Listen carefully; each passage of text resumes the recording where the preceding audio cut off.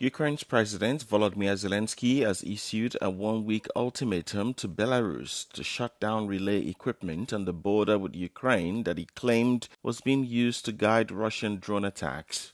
During a media briefing in Kyiv on Friday, Zelensky threatened Ukraine will target the raiders if Belarusian leader Alexander Lukashenko does not do anything to address it.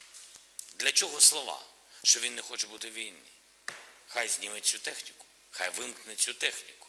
Я думаю, що йому тижня буде достатньо цього зробити. Тому що, чому я кажу тиждень, тому що зараз кожного дня через це гинуть наші цивільні люди, поранені діти. Якщо він це не зробить, зробимо ми. In 2022, Moscow used Belarus as a launchpad for its attack on Ukraine and has been trying to drag Minsk further to its wall. Meanwhile, at least one person was killed and 9 others were injured, including a child, in the early hours of Saturday after Russian-guided bombs slammed Kharkiv, Ukraine's second-largest city. Iran announced on Saturday it has once again closed the Strait of Hormuz after continued Israeli strikes on southern Lebanon, as negotiators prepared to converge on Switzerland for talks on implementing a deal to end the Middle East war. Shortly after that, the state broadcaster announced that Iran's negotiating team was going to Switzerland, a trip that had been originally planned for Friday. Tehran warned that subsequent steps would also be taken if aggression continued.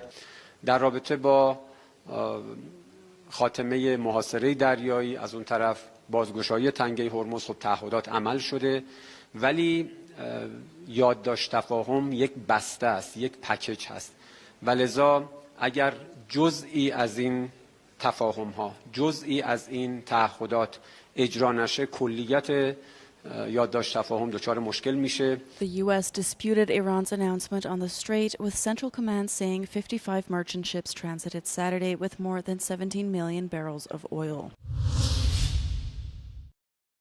U.S. President Donald Trump doubled down on Saturday on comments made regarding Italian Prime Minister Giorgia Meloni, insisting she had asked him over and over for a photo during the G7 summit in France earlier this week.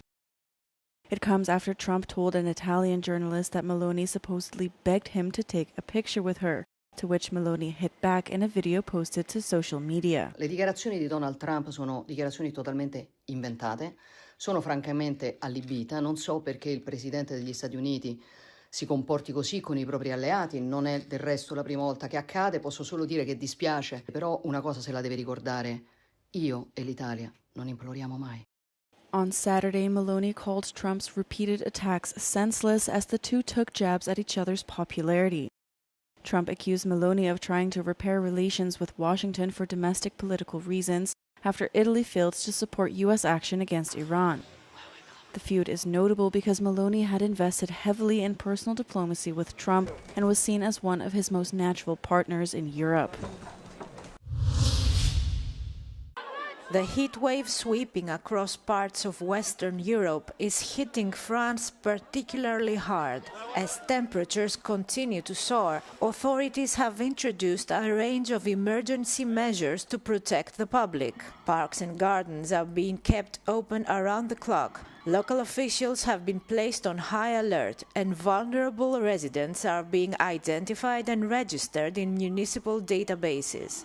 Forecasters warn that conditions are set to deteriorate further in the coming days. On Saturday, temperatures already exceeded 30 Celsius degrees across much of the country. Residents and tourists alike were bracing for highs of around 40 degrees on Sunday, with even hotter weather expected on Monday. Approximately 60 French departments have been placed under an orange weather alert. Experts fear a repeat of the deadly events of August 2003, when an unprecedented heatwave claimed nearly 15,000 lives. Many of those deaths were attributed not only to the extreme temperatures, but also to the severe deterioration in air quality caused by the prolonged spell of hot weather.